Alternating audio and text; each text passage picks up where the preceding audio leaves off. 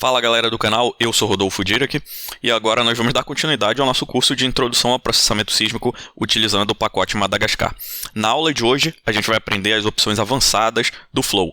Como vocês devem saber, no decorrer do curso eu apresentei para vocês as funções Flow, Plot e Result do S-Construct do Madagascar, que permite a gente construir os nossos fluxos e plotagem das figuras de resultado que aparecem depois da execução do Flow. Agora, a gente vai aprender a utilizar as opções avançadas desses fluxos, ou seja, opções avançadas desse flow, para, por exemplo, fazer redirecionamento da saída para o console do terminal, para, por exemplo, automatizar a utilização de prefixo e de sufixo, ao invés de ser um arquivo RSF, um arquivo .txt, e também para fazer, por exemplo, a execução de shell script e de programas do terminal do shell dentro mesmo do próprio S-Construct. A aula de hoje está muito legal, então tem uma série de opções novas que vocês vão aprender sobre o Flow do Madagascar. Vamos para a aula.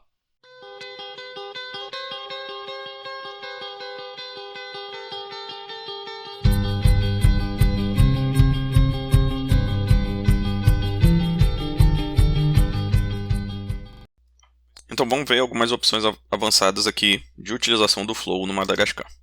Para isso eu vou criar o meu S-Construct. E a gente já começa importando de rs.proj. Vamos importar somente o flow, tá?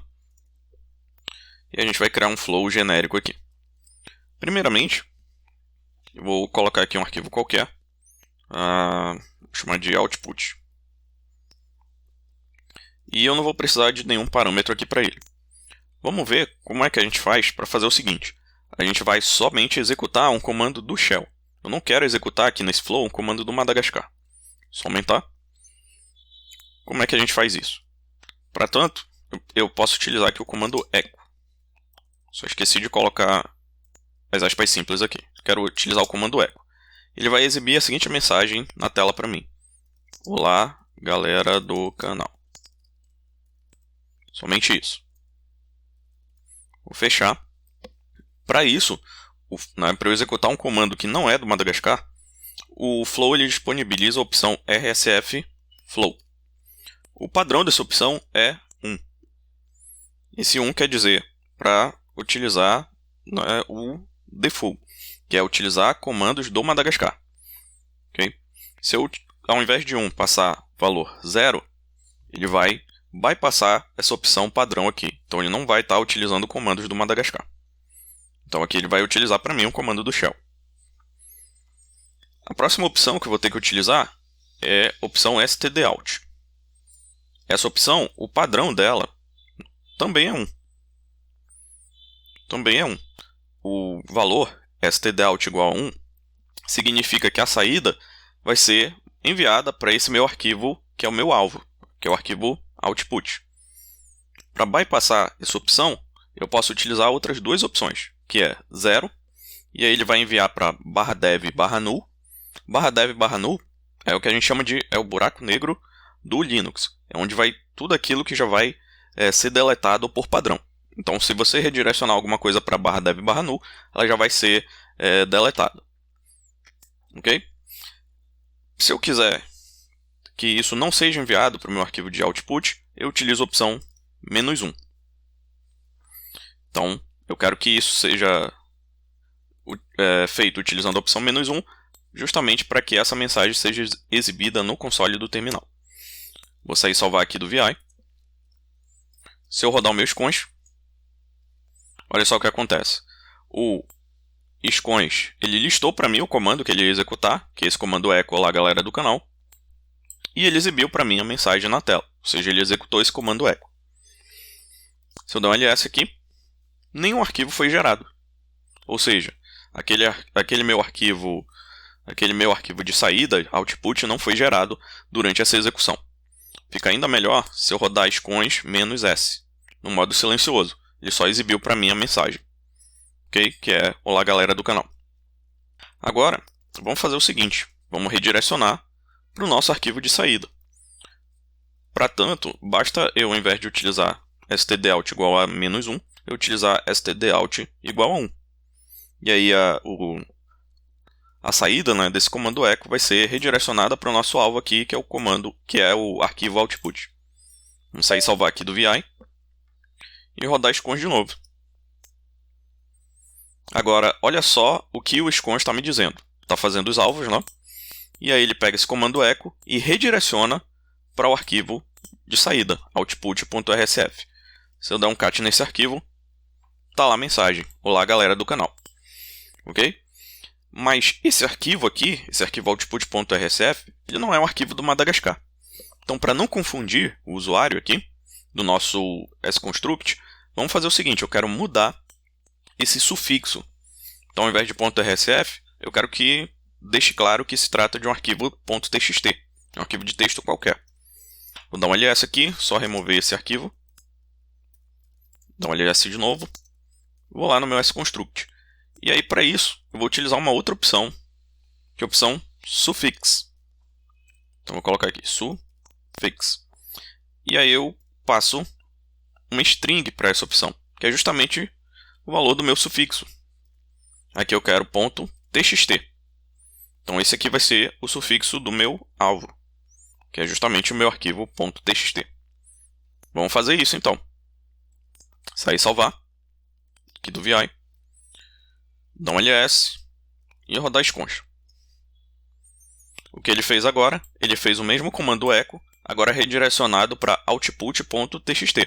O padrão é utilizar o sufixo, que é o sufixo do Madagascar, né?